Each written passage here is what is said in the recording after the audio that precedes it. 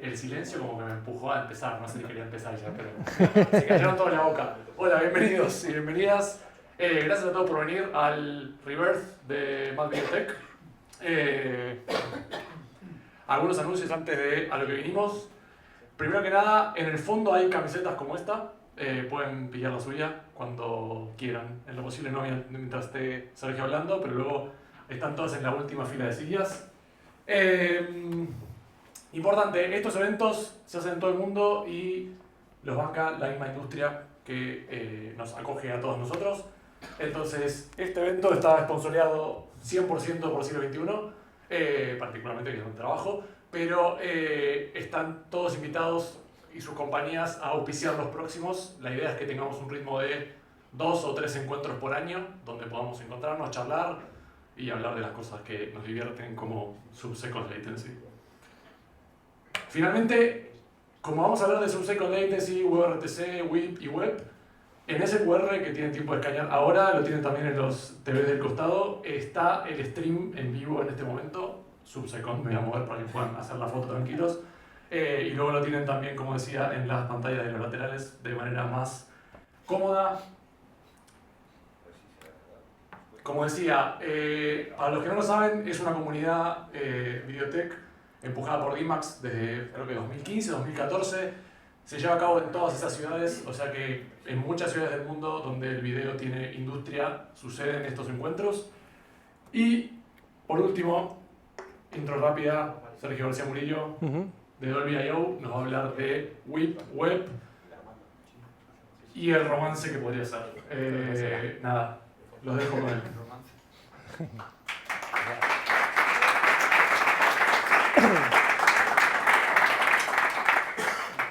Espero que me dé la voz porque últimamente me quedo afónico a la mínima, así que si veis que empieza a bajar el volumen es por eso.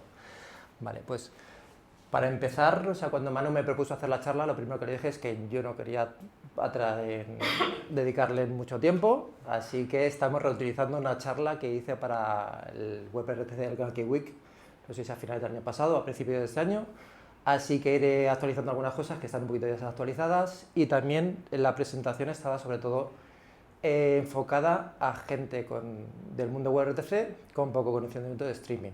Entonces aquí supongo que es al revés, gente con mucho conocimiento de streaming y un poquito menos conocimiento de WebRTC. Entonces, pues si queréis, si tenéis cualquier duda o queréis que profundice en alguno de los puntos que aquí en la presentación se dan como presupuestos, pues decimos sin problema y así pues tardamos un poquito más.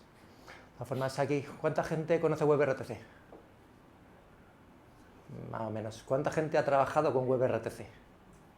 Ya menos, no voy a preguntar quién ha desarrollado cosas en WebRTC porque ya entonces me quedo solo. Vale.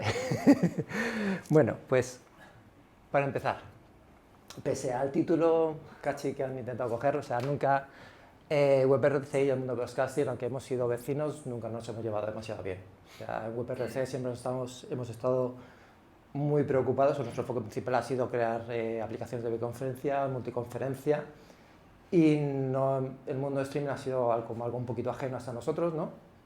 Y desde la parte de streaming, pues ha sido un poco pues, lo mismo, pero hacia el otro lado, ¿no? O sea, cuando, por ejemplo, presenté WebRTC y WIP en la comunidad en la lista de FFmpeg, pues esto fue uno de los comentarios que recibí, o sea, no muy acogedores, o sea, sí, o sea, evidentemente, o sea, WebRTC es un pequeño monstruo, ¿sabes? Si no lo conocéis, pues incluso conseguir seguir las especificaciones el IETF es muy complicado, entonces empiezas a navegar y especificación capa sobre capa sobre capa sobre capa, tienes que implementar DTLS, tienes que implementar ICE antes de siquiera establecer la conexión y empezar a enviar RTP que se puede parecer a algo a lo que conocéis, ¿no? Entonces ya simplemente lo que es el primer acercamiento... Uy, empezamos bien, así.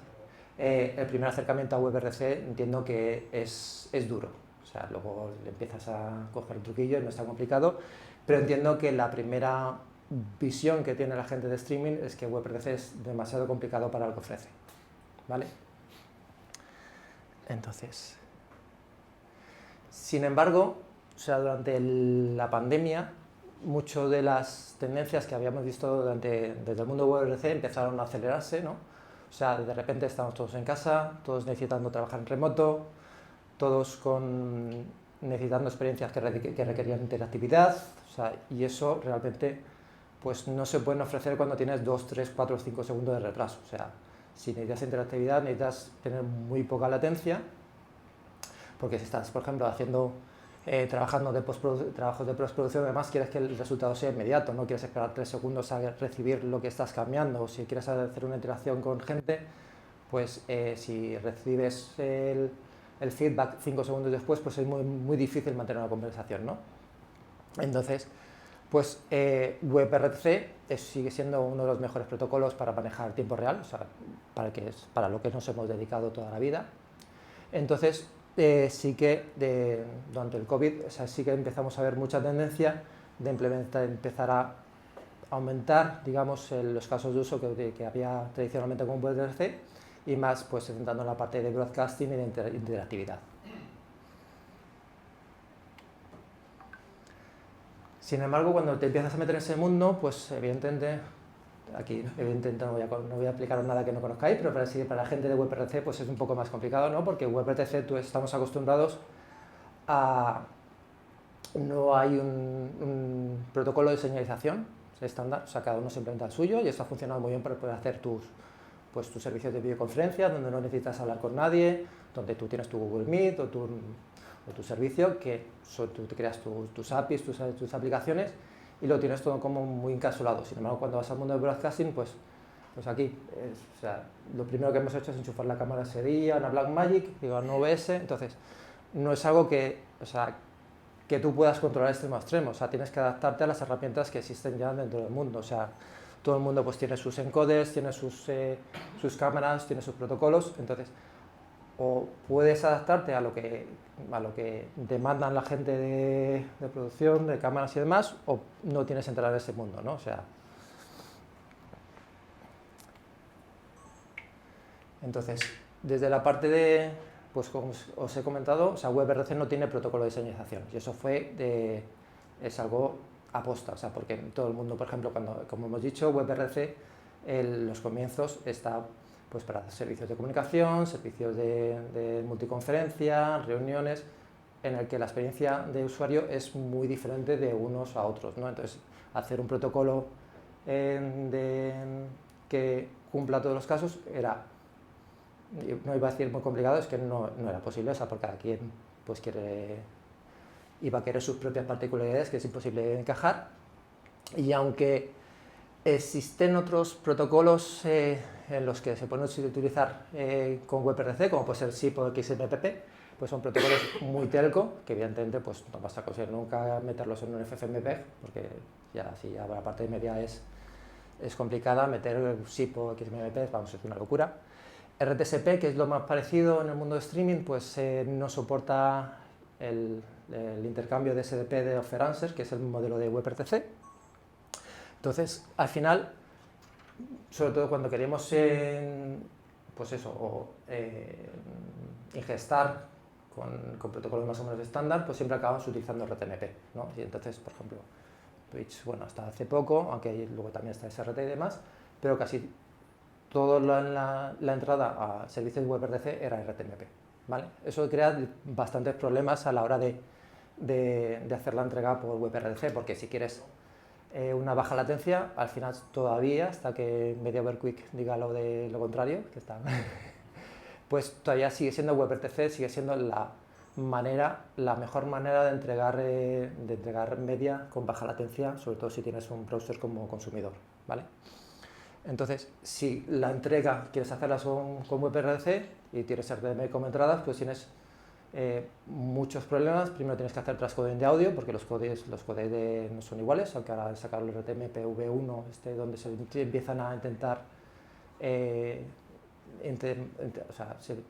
ampliar los codecs disponibles. También los codecs, normalmente en el mundo de streaming, los que utilizáis son H264 y H265, y en WebRTC pues utilizamos sobre todo mucho WP8, WP9 y también a V1, que empezamos a utilizar. Entonces, digamos que el encaje incluso en el mundo de los codecs es complicado. Entonces, La siguiente.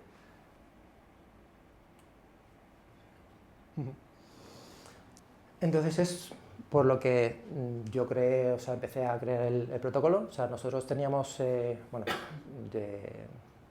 antes de ser Dolby, nosotros teníamos éramos una empresa aparte que nos llamaban Millicast, que tenemos una CDN de transmisión de vídeo en tiempo real con WebRTC. Entonces, como necesitábamos rebajar la latencia de RTMP, hicimos un fork de OBS para soportar WebRTC, en el que empezamos a meter diferentes protocolos, uno para nuestra plataforma, otro para un servicio para Janus. Entonces, la primera vez estuvo divertido, ¿no? La segunda, que tuve que implementar un protocolo diferente, pero ya la quinta dije no, o sea, no voy a implementar otro protocolo más dentro de OBS. Entonces, al principio surgió como una broma en Twitter, ¿no? A ver cuál era el protocolo mínimo de WebRTC que se podía implementar para un caso de ingesta, ¿no? Entonces, luego al final resultó que sí que era viable y digamos que las premisas que queríamos hacer es que necesitaba hacer un protocolo que fuera sencillo de implementar. O sea, ya bastante complejo iba a ser toda la parte de media para meterlo en un OBS, un FFmpeg o un GStreamer, como para que la capa de transporte simplemente de señalización y de negociación fuera compleja. También tenía que ser sencilla de configurar. O sea, nos pusimos el reto de que tenía que ser tan sencillo como cuando tú configuras el OBS, que solamente pones el RTMP, el string name y la password, y no necesitas más. ¿Vale?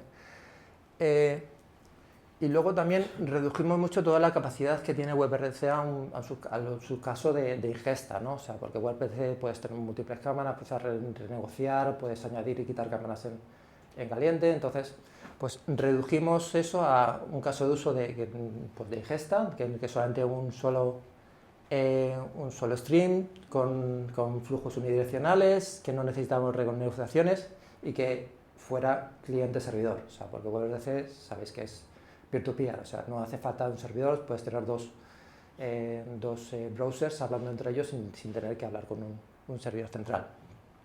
Bueno, luego las, digamos, más requisitos operacionales que tenía que soportar redirecciones, balanceo de cargas, autenticación, tiene que ser encriptado en la encriptación también, o sea, que sea extensible, ¿vale? Entonces, aquí ya probablemente sea la parte que tenga que explicar más, porque está, como os he dicho, la presentación está, no sé si me estoy yendo de cámara, está más pensada para gente de WebRTC. Entonces os voy a contar un poquito cómo funciona WebRTC, ¿vale? Y cómo funciona WIP encima de WebRTC, ¿vale? Para establecer un flujo entre dos clientes WebRTC, lo que se suele hacer es intercambiar dos SDPs, uno que es la offer y luego el Lancer, ¿vale? Y entre ellos se negocian pues tanto la encriptación de la encriptación de DTLS, el ICE, que es para hacer NAT traversal, y los códecs y las medias, ¿vale?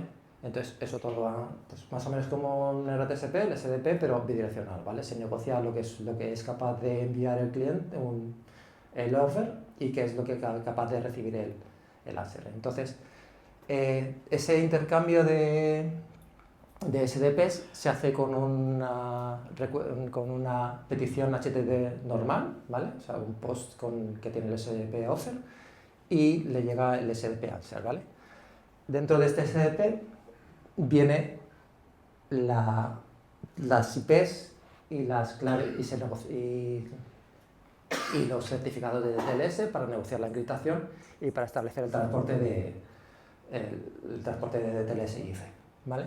Entonces, cuando esto se establece, que esto ya se establece directamente desde el cliente con el media server, ya empieza el flujo de RTP que está encriptado entre el cliente y el servidor, ¿vale?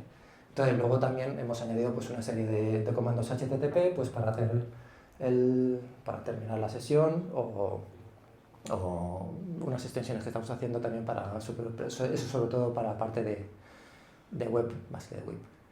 Y luego pues todo se maneja dentro de lo que es la parte de media de WebRTC con los timeouts de TLS, de ICE y demás. O sea, que lo que es la capa de señalización que añade WIP encima de WebRTC es mínima. De hecho, por ejemplo, se puede implementar en menos de 10 líneas en JavaScript, ¿vale?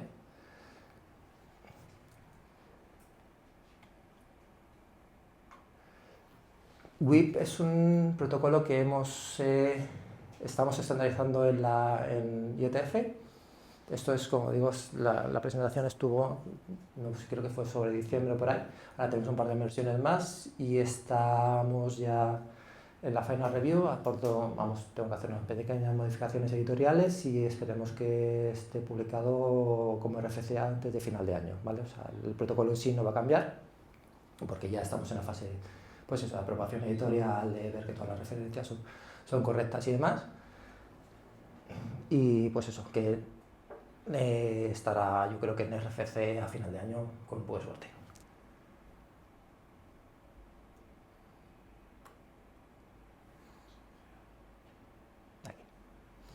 La parte de soporte, o sea, aunque WIP aún no esté como RFC, sí que hemos tenido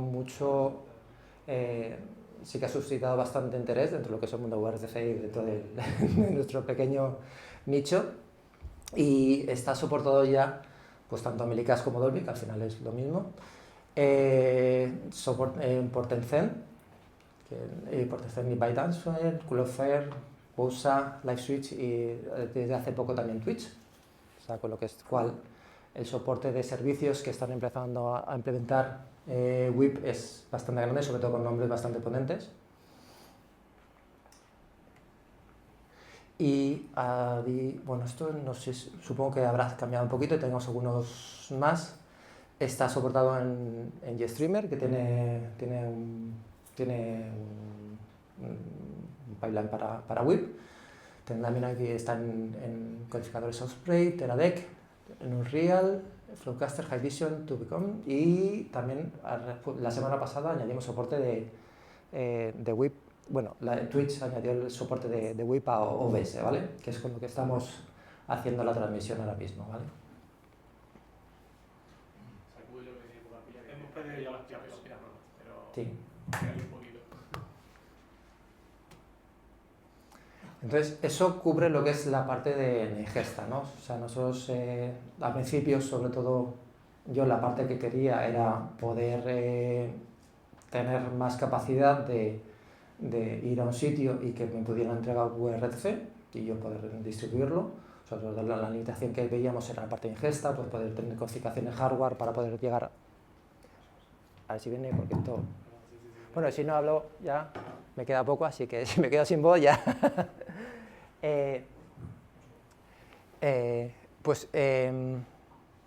Eso, sobre todo la parte que necesitamos. Si estás haciendo streaming, malo, o grabando.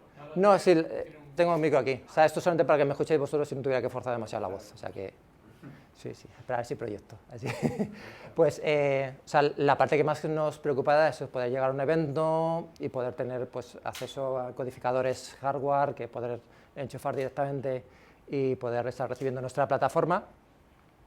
Pero también nos dimos cuenta que había un valor en estandarizar, digamos, el protocolo complementario de WIP, que es para la parte de especificar la parte de visualización de WebRTC. O sea, por ejemplo, al principio pensamos que iba a tener una utilidad más limitada, o sea, porque evidentemente, o sea, pues, ver WebRTC, o sea, nuestro player, por ejemplo, que estáis viendo ahora, pues es una aplicación HTML y JavaScript normal y corriente, o sea, no necesitas tampoco demasiada desarrollo para poder hacer un player custom para hola, sí, pues no necesitas tampoco hacer demasiado desarrollo, incluso para hacer una aplicación nativa o una aplicación en browser, ¿vale? Pero sí que hay casos en los que eso se queda corto. Por ejemplo, si quieres ver WebRTC en una televisión, las televisiones normalmente no tienen un navegador o no ofrecen las APIs de WebRTC como tal. Entonces es mucho más complicado a la hora de poder intentar conseguir soporte de WebRTC en una tele en que me des toda la API de WebRTC, aunque me des solamente, por ejemplo, un componente, un plugin donde ellos implementen WIP por debajo y que solamente tengan que hacer un subset muy limitado. O sea, es mucho más fácil conseguir que podamos conseguir eso en un futuro.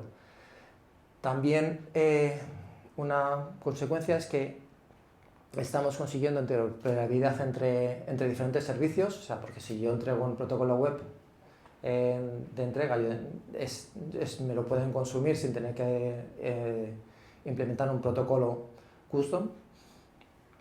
También, por ejemplo, nosotros hemos liberado hace poco un plugin para Video.js de web, en el que se simplemente configurar la URL y en todo caso el token de autenticación para verlo y ya puedes verlo. O sea que si tú tienes ya tu plataforma, tu portal con Video.js implementado, o sea, añadir web es muy sencillo y no tienes que hacer una implementación desde cero.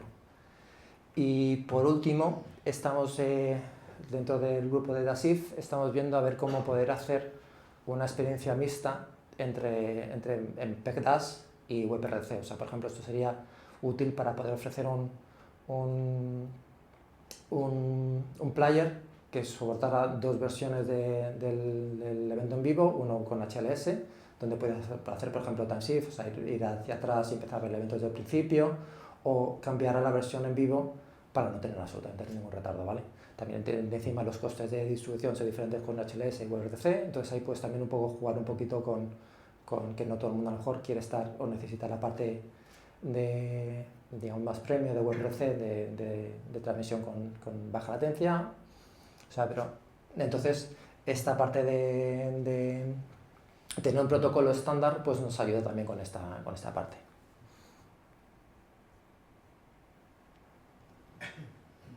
Web al final es lo mismo que WIP, pero en el otro lado, ¿vale? O sea, en vez de el protocolo es igual, se hace una petición HTTP POST, se establece el media, pero en vez de venir el media desde el player, desde el cliente de web al media server, pues para revés. O sea, pero en principio lo que es el protocolo es muy, muy similar. Todavía estamos haciendo... WIP es mucho más inmaduro que WIP, o sea, estamos todavía implementando todas las funcionalidades para hacer un match con lo que podrías obtener con MPEG-DAS, como por ejemplo subtítulos, metadatas y sobre todo selección de diferentes calidades y bitrates, esto ya lo tenemos, esto también lo tenemos, nos falta sobre todo los subtítulos, ver cómo soportar diferentes lenguajes y demás. Y pues eso, es lo que estamos trabajando sobre todo ahora. Como es el estado, incluso en IETF también estamos haciendo ahora un rechartering del grupo de IETF para soportar web y el estado es mucho más inmaduro, o sea, todavía no tenemos, pues eso, tenemos dos versiones del draft y esto sí que irá un poquito más fácil a lo largo porque además que las funcionalidades que necesitamos implementar en la parte del player son mucho más extensas o son mucho más grandes que las de ingesta. Pues esto es un ejemplo de un player que hicieron los de iBeam, que es pues eso, simplemente con añadir la URL web del servidor, pues con cualquier servidor WebRTC podría funcionar. Entonces, como he dicho antes, WebRTC pues venimos de un mundo que es de multiconferencia, ¿no? O sea, las calidades y las expectativas son muy diferentes a las del mundo broadcast. Entonces, lo que estamos haciendo, sobre todo trabajando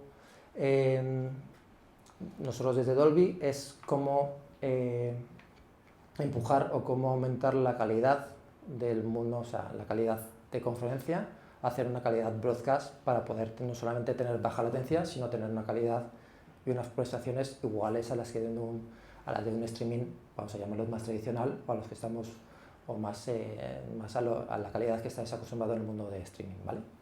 Entonces, esto por ejemplo ya sí que hemos añadido, o sea, el soporte de más codes con más profundidad de bits y soporte para 4.4, 4.2.0, o por ejemplo, pusimos el parche ya, lo integramos dentro de Chrome y ya soportamos pues 444, 420 en 10 y 12 bits.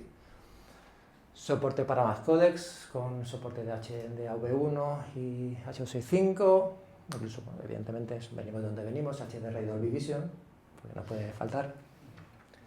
Y también es una de las tendencias que estamos viendo dentro del mundo WebRTC, que no era muy tradicional, o sea, que no era muy común hasta hace poco, es que sí que estamos viendo que ahí empieza a haber gente que quiere WIP y web como forma de evitar el locking, o sea, de no tener que, si elijo una plataforma de CDN, que poder moverme a otra sin tener que reimplementar todo mi player o cambiar mis métodos de ingesta. Incluso, por ejemplo, implementar múltiples CDNs simultáneamente, pues para poder tener un failover de una a la otra, incluso pueden tener diferentes precios en diferentes regiones, pues mira, pues aquí utilizo este que me sale más barato y sin tener que cambiar ninguna otra parte de tu infraestructura más que lo que es la URL de entrada y salida. Y eso también lo estamos trabajando, que es la integración con MPEG-DAS para conseguir pues eso, una experiencia donde puedas convivir en la parte más de en vivo en tiempo real, con poder echar para atrás y ver el elemento desde el principio y pues, funcionalidades que ya en MPEG-DAS pues, se dan por hechas. Y me aguanta la voz hasta el final, así que yo por mí esto es un logro ya. Entonces supongo que si empezamos con la ronda de preguntas, Sí, si quieres, preguntas. todas. Yo tengo una mano. ¿Cuándo tenemos un codificador WIP? Decir el 21. Creo que era el lunes. ¿El lunes? Vale. ¿A primera hora o última? Vale. Trabajamos el 5. ¿Hay preguntas? Si no hay preguntas, Sí. Yo tengo una. En la parte de web, que utilizáis en vuestra GDN ahora mismo, en web, ¿Qué? ¿cuántos usuarios simultáneos está llegando a soportar? Pues oficiales oficiosos. O sea, porque nosotros tenemos hechos de pruebas de carga hasta 100.000 usuarios, pero teóricamente nuestro límite ahora mismo teórico son 4 millones. O sea, con retraso de menos de medio segundo desde cualquier lugar del mundo. Sí. Claro. Estabas hablando del tema de ingesta y egress. Entonces, cuando haces uno a muchos, claro, ahí tienes muchos problemas, pero uno de los que hay es que tú negocias desde el encoder de ingesta hasta tu cloud, el ancho de banda, pero luego tienes para cada uno de tus libros, tú tienes otro ancho de banda disponible con una variedad diferente. ¿Cómo haces la idea? Vale, muy buena pregunta porque lo tenía pensado, pero no lo he dicho en la slide que debería tocar. Una de las capacidades que tiene WebRTC se llama Simulcast, ¿vale?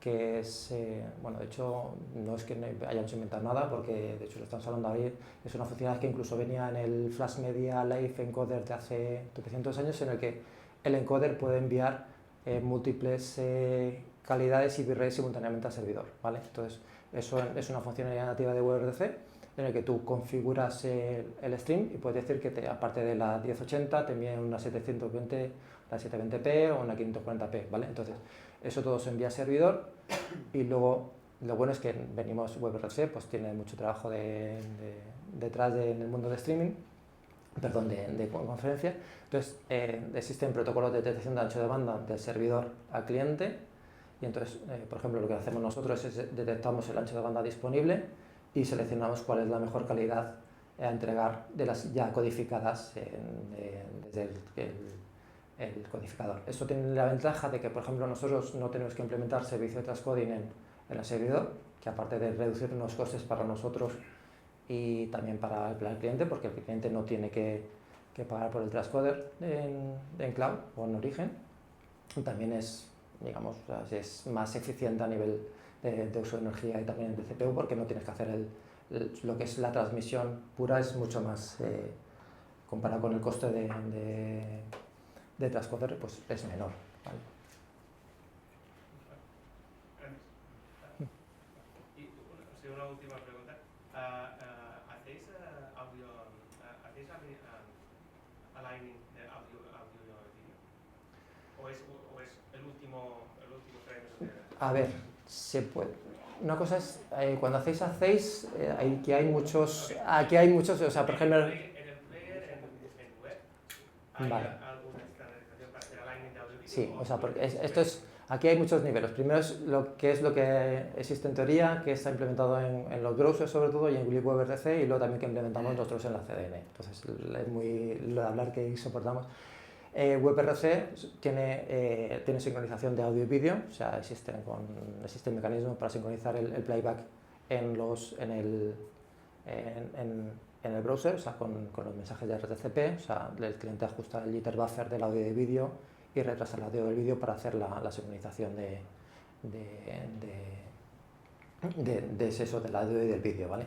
De hecho, por ejemplo, uno de los, digamos, problemas que hay cuando usas WebRTC es que como eso, nosotros en el mundo de multiconferencia lo que queremos es minimizar la latencia, pues hay ciertas propiedades que no son buenas a la hora de utilizarlo en un mundo de streaming. Por ejemplo, el WebRTC lo que hace es intenta siempre reducir el ancho del jitter buffer al mínimo, con lo cual si tú tienes un pequeño paralelo en la red y empiezas a acumular paquetes y empiezas a acumular frames sobre todo de audio, pues lo que intentas es reducir ese audio creando pequeños paquetes de audio, con lo cual si estás reproduciendo música eso puede ser audible, o sea, que es lo que hemos hablado también antes de que cuando quieres reducir la latencia tienes algunos trade-offs, que hay algunos que pueden ser más aceptables que otros, ¿vale? Entonces, pues por ejemplo ese es un caso, ¿vale? Gracias. Que no era la pregunta exactamente, pero... Muy informativo, gracias. ¿Usáis algoritmos de congestion control? Y aunque para escalar a lo mejor digamos, modules el bitrate, Sí. pero sí a lo mejor para tirar de algunos frames, para mantener el retardo, para ese tipo de cosas, ¿no? De políticas, ¿eso es común o no es común? Sí, no. Sí es común, o sea, pero esto es como he dicho, esto es más tema de implementación que de protocolo. El protocolo tú puedes hacer un montón de cosas, o sea, incluso cosas que están fuera del protocolo, o sea que no están específicas como tal, pero que lo soportan. Nosotros no, o sea, sí que tenemos, por ejemplo, los algoritmos de detección de ancho de banda, y si el cliente está ingestando simulcast, sí que podemos reducir automáticamente la... Si no, pues si no solamente nos ingesta una calidad y no tiene contratado el servicio de transcoding, pues evidentemente lo que nos entra es lo que intentamos, lo que tengamos que entregar. En real time tenemos unos buffers relativamente pequeños, con lo cual si, por ejemplo, si el bitrate es menor o si hay pérdida de paquetes en red, pues en streaming tradicional lo que suele pasar es que hay rebuffering y hay lags. En tiempo real lo que se ven es parones o sea, no aumenta el delay, pero sí que es parones o la imagen se queda cortada un ratito. O sea, pues eso, o sea, decir, tienes un trade-off, o sea, si intentas reducir la latencia al mínimo, pues tienes un buffer al mínimo y las pérdidas de paquete pues no puedes acumularlas, sino que tienes que tirarlas. ¿Y la red la mides con feedback de los clientes? Sí. Hay un mecanismo que se llama Transport WCC, que lo que te hace es en cada paquete RTP que se envía desde el servidor al cliente, hay un número de secuencia y el cliente cada 50 milisegundos te devuelve los paquetes que ha recibido y la diferencia y el timestamp de recepción. Sí. ¿Solo está implementado en Chrome o porque en Mozilla no está? Está también en Mozilla. La SG luego lo que está implementado es el algoritmo, el protocolo de feedback. Luego ya el algoritmo que tú implementes para cómo consumir esa información y cómo de ahí pues detectar la ancha de banda la ancho de banda disponible y cómo adaptar ese ancho de banda a las entradas de simulcast, pues cada uno tenemos nuestro librillo y hacemos ahí un poquito como podemos. ¿Tú querías también? Sí, espera, que estaba ahí. Una pregunta, no me quedé muy claro la parte de ABR. En Dash pues hay los manifiestos, hay cualquier player lo puede usar. Entiendo que lo mismo está estandarizado dentro de WebRTC también. WebRTC lo que pasa es que o yo lo he intentado hacer un poco más dinámico, ¿vale? O sea, en Dash normalmente lo que se suele hacer se da como una especie, bueno, se da un manifiesto con las rendiciones que tienes y demás, que bueno, que puedes cambiar, y es el cliente el que elige qué rendición quiere recibir. O sea, normalmente los players también pues analizan el buffer y demás y deciden si quieren bajar o no. En WebRTC se suele hacer al revés, es el servidor el que realiza ese cálculo de ancho de banda, con lo cual también la implementación en los servidores es más ligera, en los viewers es más ligera porque no tienes que hacer esa algorítmica en los servidores, en los clientes, perdona, si lo que lo haces en el servidor. Y no, ya me acuerdo, se me ha olvidado la pregunta. O sea, hay más inteligencia a nivel... Sí, y también, sí, hay más inteligencia a nivel de... Todo eso es estandarizado, porque si tengo que implementar un player como... En el player no hace falta que hagas nada. ¿Vale? O sea, para lo que es, digamos, para la selección automática por ejemplo, en nuestro caso, no sé si tienes aquí así podemos... No sé si has visto la... He visto el flujo Sí, antes. bueno, en este no lo vas a tener porque todavía no tenemos implementado simulcast en OBS, pero tenemos dos modos. Uno que es el auto, que es el media server, el que calcula el ancho de banda y ve cuál es de las calidades en la que más se ajusta al ancho de banda que tienes tú. Y luego también enviamos información periódica cada 5 segundos de cuáles son las layers que están disponibles y el cliente puede seleccionar una de ellas. Eso, por ejemplo, sí que está en el último draft de web, sí que lo tenemos implementado como una extensión. Y es eso, sí que lanzamos eventos periódicamente al player para decirle qué layers están disponibles, con qué bitrate y qué resolución, para que pueda hacer un override de la selección automática que tenemos en el media server. ¿Eso será dentro de web? Dentro de web, sí. Esa web, como es la parte de ingesta, lo que soportamos es simulcast, que es que nos puedan entregar el encoder, pues todas las layers o todas las renditions de diferentes, y eso es lo que nosotros haremos disponibles al player para que bien haga la selección automática, o si por ejemplo quiere gastar menos, aquí en España es más raro, ¿no? Pero quiere gastar menos ancho de banda o lo que sea, pues esa una calidad más baja. Y otra pregunta, como soy de una empresa de seguridad, la gran duda que tenemos de nuestro lado es WebRTC no parece haber pensado demasiado en las partes de DRM o de integrar DRM a la hora de distribuir. Vale. DRM es un gran quebradero de cabeza para WebRTC. O sea, WebRTC, volvemos a lo mismo, venimos desde el mundo de multiconferencia, entonces todas las comunicaciones son seguras. De hecho, tenemos comunicación de encriptación de extremo a extremo, pero no tenemos protección de DRM. Se puede, nosotros tenemos implementado una solución de DRM encima de WebRTC, pero son soluciones más ad hoc y no hay nada estandarizado. Pero, por ejemplo, nosotros sí que hay soluciones de DRM encima de WebRTC, pero ya es un poquito más, yo casi pensaría que es más un hack que una funcionalidad. Entiendo que es ad hoc, mi pregunta iba más por web, sí. El futuro de web. Sí. O sea, el problema que, por ejemplo, nosotros tenemos dentro del IETF, dentro del mundo del grupo de web, es que solamente podemos reutilizar especificaciones que están hechas ya, no podemos implementar nuevas. Entonces, lo que me toca ahora a mí particularmente es recoger todos esos requisitos, ir a los grupos de WebRTC y de IETF y empezar toda esta discusión, que se sabe cómo empieza pero nunca se sabe cómo acaba. Entonces, yo por ahora lo que puedo controlar es la parte, digamos, de protocolo, pero DRM, como he dicho, nosotros tenemos una solución de DRM que podemos ofrecer, pero es, digamos, es un poquito ad hoc.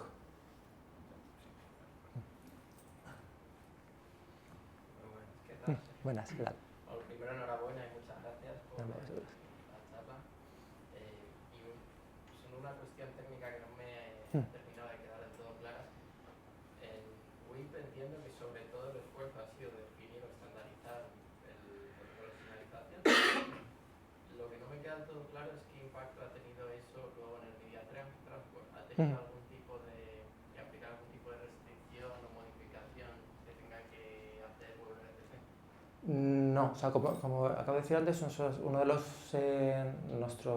el grupo tenía la limitación de que no podía hacer ninguna especificación nueva a nivel de media ni de WebRTC, porque también eso nos ha permitido mayor libertad y a la hora de poder hacer cosas más rápidamente, porque si empezamos a cambiar media, pues olvídate, o sea, nos podrían ir en 5 años.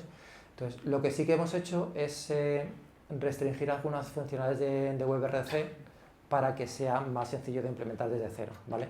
Entonces, hemos hecho lo contrario. En vez de añadir cosas a WebRTC, hemos reducido el scope de WebRTC para que, por ejemplo, a la hora de implementarlo dentro de un FFmpeg o de un OBS, pues no hubiera que implementar todo el API de WebRTC o todas las funciones de WebRTC, sino solamente las necesarias para el caso de uso. Y entonces, si yo ahora quiero esa versión pelada Uh-huh. de cliente WebRTC, ¿habéis hecho algún proyecto open source o similar que pueda descargar y poner de pedido en el...? Pues mira, de open source tienes múltiples, o sea, toda la solución de WebRTC funciona, ¿vale? O sea, todo lo que sea WebRTC te va a funcionar con WIP, ¿vale? O sea, no hay una versión de WebRTC WIP como tal. Tienes la libWebRTC de Google, que es un monstruo, ahí es un monstruo, ahí no...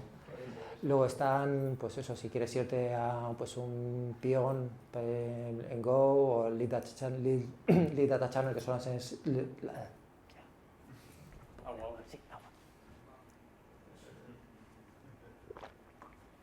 Lead Data Channel, que es lo que utiliza VS, que solamente se encarga del transporte y reutiliza la codificación de OBS, o por ejemplo GStreamer ha implementado encima de libnice para la parte de TLS-ICE y luego ya tenía todo montado, toda la parte de SRTP y RTP dentro de GStreamer. O sea, el parche que se ha mandado a FFmpeg, aunque es un poco desastre, pues también lo implementa todo dentro de FFmpeg, ¿vale? O sea, es factible implementarlo de cero, no lo recomiendo si no tienes mucha experiencia. Entonces depende de qué es lo que busques estándar. Si, por ejemplo, si solamente buscas el transporte y tienes la codificación ya cerrada, pues por ejemplo, si tienes C++, puedes ir a Lead Data Channels, o si puedes, o, por ejemplo, hay una de Rust también de WebRTC o Pion para Go, que también está teniendo mucho éxito. Esto lo digo pensando sobre todo en el ejemplo que has puesto de una televisión, por ejemplo, que no lo tenga, o una set-top box, que al final vas a querer algo lo más ligero posible y tú ponerte, como ya nos alguna vez, ¿no?, a intentar escoger estas librerías gigantes y desmembrarlas, pues igual te tiras meses haciendo ese trabajo, ¿no? Sí, o sea, pero por ejemplo eso sí que hay, como te he comentado, por ejemplo, Lead Data Channels es bastante sencillita y tampoco es muy potente, pero para hacer lo que necesitas vale. Por ejemplo, o también o GStreamer, que es, yo creo que al final lo que estamos intentando es pues hacerlo disponible en las herramientas y en las aplicaciones y en las librerías que todo el mundo utiliza. Entonces, si está en el libAV codec y en GStreamer, pues es mucho más fácil que tú lo puedas utilizar sin tener que utilizar nada, porque probablemente sea lo que esté ya utilizando por debajo.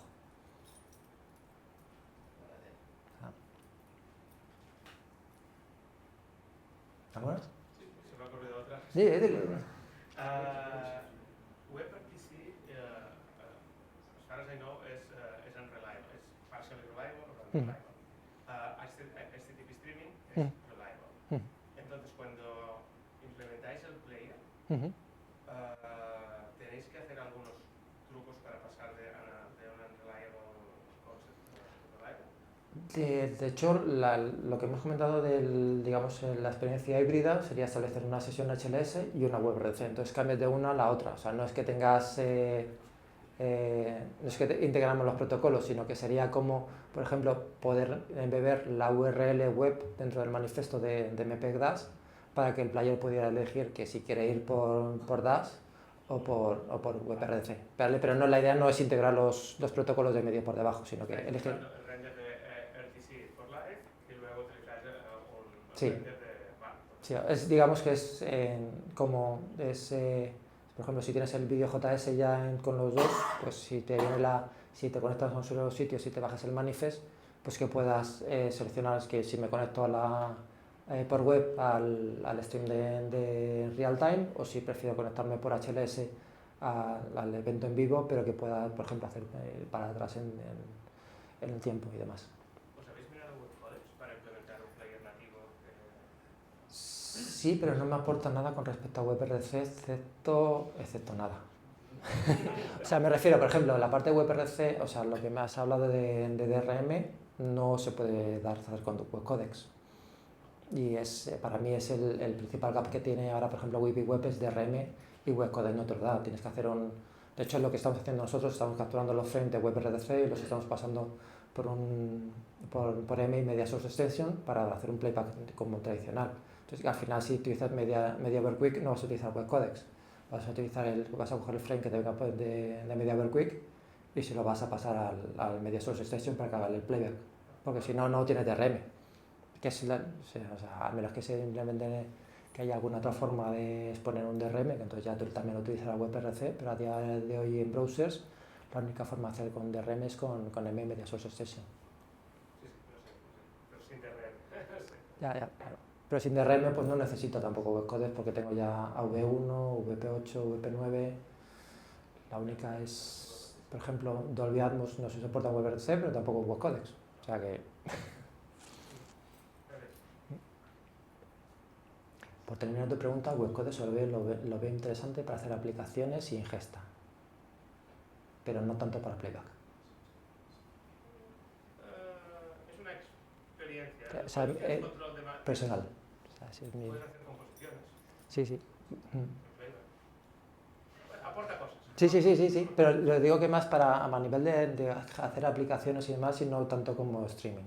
O sea, yo lo veo, webcodecs me parece súper interesante, pero menos interesante en el mundo de streaming. O sea, más pues a la hora que quieres hacer tu OBS en web, entonces utilizas webcodecs para capturar todos los frames y demás. O sea, para ese tipo de cosas sí lo veo muy interesante, pero no para utilizar el webcodecs para coger capturar un stream de una cámara y hacer la ingesta por MediaWare Quick. O sea, eso me parece menos interesante. Que se puede hacer, pero de todas formas esto es opinión personal, o sea que puede estar muy equivocado.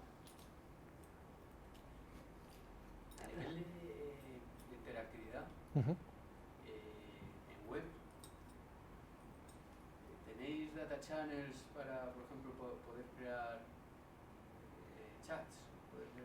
¿O lo contempláis? ¿O la evolución va por ahí o por dónde va? Yo creo que sí que probablemente metamos algo de data channels, pero más, por ejemplo, para eventos de metadata, ¿vale? Para enviar metadatas del cliente al browser, por ejemplo, en mundo de streaming, o sea, pues estáis timecodes o marcas de tiempo, cosas de esas, sí que veo que para eso utilizar data channel para enviarlo del codificador a los viewers. La parte de un chat pues es más, no es de codificador a viewers, sino más entre viewers, con lo cual yo veo que son dos cosas independientes, o sea, no veo que aporta realmente el meter el chat dentro de web y no te metes un cliente de PubNub y lo haces conjunto al streaming, que al final lo que estás haciendo con HLS.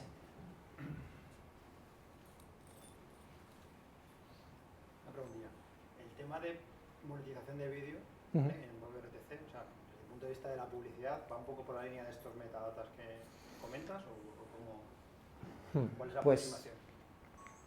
Pues esto es la aproximación desde Dolby, desde Melicast, ¿vale? O sea, porque esto cada uno a día de hoy no tenemos pensado nada a nivel de web.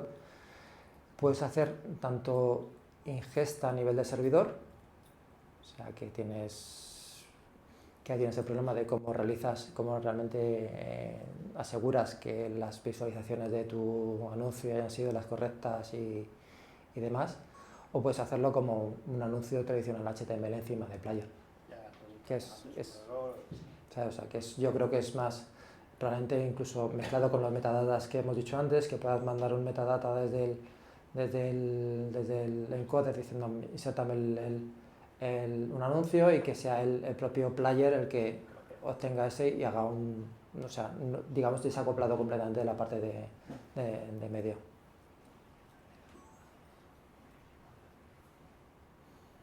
O sea, por ejemplo, esto sí que está más pensado, sí que nosotros, por ejemplo, tenemos ahora un cliente de compras en directo, ¿no? O sea, que ahora mismo hay muchos streaming de gente que se dedica a hacer, pues eso, unboxing o demás que quieres hacer, de eventos de compras masivos, que el streamer se dedica a vender lo que está, al final es un teletienda, pero modernizado. Entonces sí que puede ser, por ejemplo, podrías enviar metadatos de qué productos estás viendo ahora mismo para que le saltara en el player y que pueda directamente hacer la compra, ¿sabes? Entonces, para ese tipo de cosas sí que lo veo, el tema de enviar metadatos directamente desde el encoder. Para el resto de chat y demás, interactividad, pues lo veo un poco menos usable. Pero bueno, o sea, nosotros lo que vamos a hacer dentro de Millicast es habilitarlo como funcionalidad, y luego ya los metadatos que decida la gente enviar, pues cada uno está limitado sobre pues, su imaginación.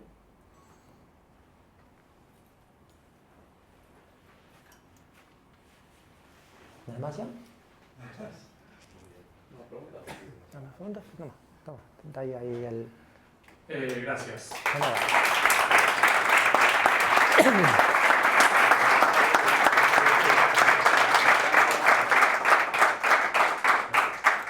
Vuelvo un segundo acá, no lo dije antes, pero cualquiera que se quiera apuntar para ser sponsor de las próximas ediciones, email de cualquier persona de Cires va a ser redirigido a mi casilla de email, no le voy a decir aquí en público porque se la van a olvidar, pero mucho más que bienvenidos. Son 7:20, 7:30 en la planta de abajo hay cervezas y picoteo, también a cargo de Cires en este caso. Y una vez más, gracias a Sergio, va a costar superar el nivel de la primera charla, pero todas las ideas que tengan también en función, no solamente sponsorear a nivel económico, sino sponsorear con espacio, sponsorear con picoteo, con cerveza o con lo que sea, mucho más que bienvenidos. Una vez más, gracias a todos y todas por venir, y una vez más, en el fondo están las camisetas, en las mesas hay stickers, vamos a cambiar de proveedor de stickers, lo prometo. Y las camisetas creo que están bastante bien, así que en el fondo, y a partir de este momento, en 10 minutos, nos vemos todos abajo para las cervezas. ¿Vale? Gracias.